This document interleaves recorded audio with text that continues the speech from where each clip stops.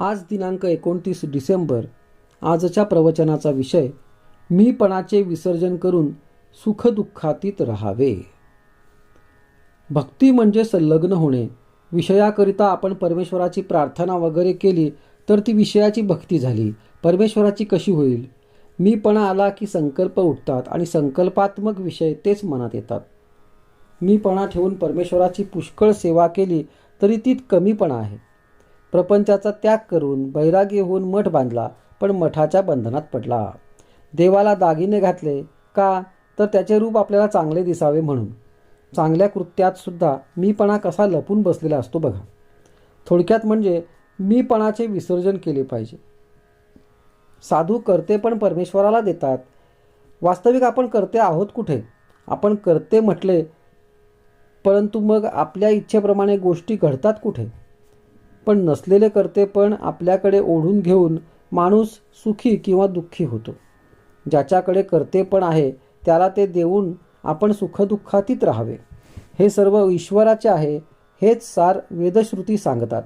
हे सर्व रामाचे असून तोच सर्वांचा कर्ता आहे असे संत सांगतात. दोघांचेही सांगणे एकच. अशी भावना ठेवल्यावर सुखदुःख भोगावे लागणार नाही. मी करता नसून राम करता ही भावना वाढविणे हीच खरी उपासना. मी काही नाही, कोणीतरी बाहुली आहे असे समजावे. एक भगवंत तेवढा माझा असे म्हणावे. संताजवळ राहिल्याने आसक्ती जरी पुरती सुटली नाही तरी नकळत कमी होत असते. म्हणून आपण नेहमी सत्समागमात राहावे. संगत आणि अभ्यास यांचा आपल्या मनावर फार परिणाम होतो.